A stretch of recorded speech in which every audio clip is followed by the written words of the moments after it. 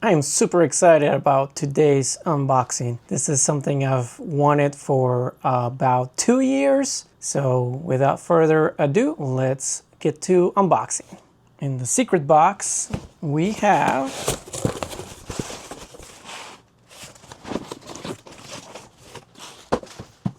a drone, the DJI Mini 5 Pro Fly More combo.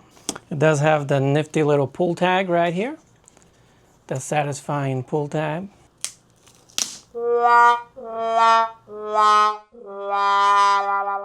That was anticlimactic. It did not tear as exciting as I thought it was going to.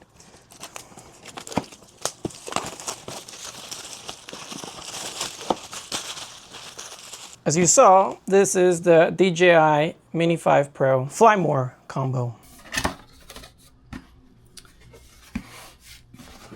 It all comes nicely packed in the shoulder bag.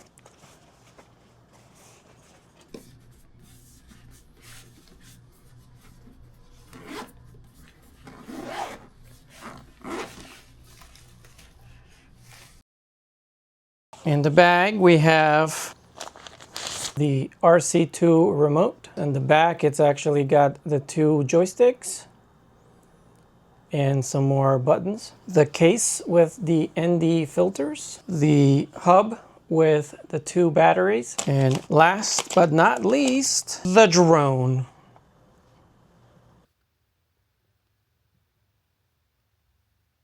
It does have this very nice gimbal protector that ties back here in this back part, and it clips on to the propellers.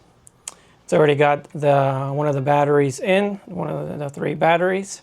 And to remove the gimbal protector, you grab from here and lift up like this. And all right, there it is without the gimbal protector. So some quick specs on this unit. It is an ultra light and foldable drone. It has a 1-inch sensor, up to 4K 120 frames per second video, true vertical shooting, and 225-degree gimbal rotation, which means that the gimbal will rotate 225 degrees. High quality 48mm med tele mode. Not sure what that means, but it sounds impressive. Nightscape omnidirectional obstacle sensing with forward-facing LiDAR.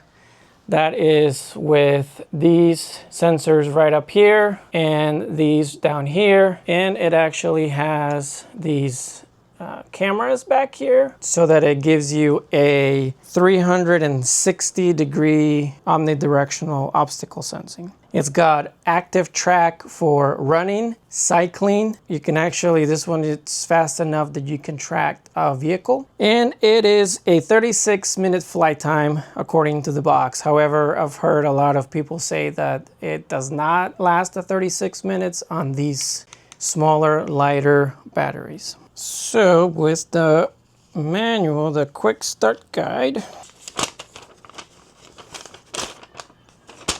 All right, so you press the power button once to activate the battery.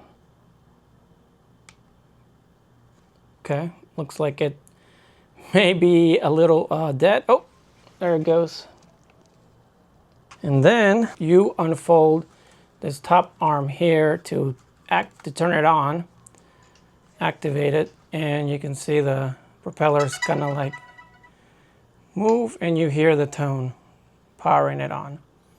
Then after that, you can remove all the other propellers. I keep pressing the power button. Hopefully I'm not turning it off. And there it is, fully unfolded. All right, the next thing is we need to get the remote going. So we'll set the drone down here. And then you start out by removing the joysticks. Very nice. They are kind of like made out of, they're made out of metal. Very cool. And then you take this end right here and screw it in right here, like this. Yep. And you take the other one and screw that one in as well. And here are the antennas. And to power on, we just press the power button right here. Press and hold. Whoops. All right, so I discovered what I was doing wrong while powering on the remote. So you have to press the power button once and then press and hold until you hear the tone. And now it turns on. And goes through the initiating mode. And then, since this is the first time out of the box, I will be setting it up. It'll ask me a few questions and I'll go through the wizard. I agree to the terms. I am in the United States. It does ask you to connect to Wi-Fi. So pick your Wi-Fi and set it up. Then you pick the time zone that you are in. And then it asks you to log in to your DJI account. All right, here we are, day 2 of unboxing and flying the drone. We're gonna give it a quick little flight to see how it does. It is pretty windy, so we will test and see how well it performs with the wind we have going. It's about 10 mile an hour wind, I think. So let's see. Takeoff. Home point updated.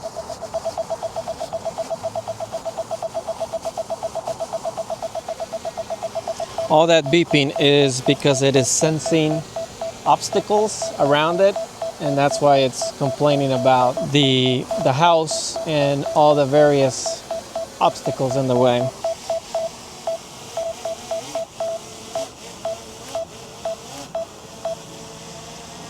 All right, that's much better. Less beeping. Let's frame it.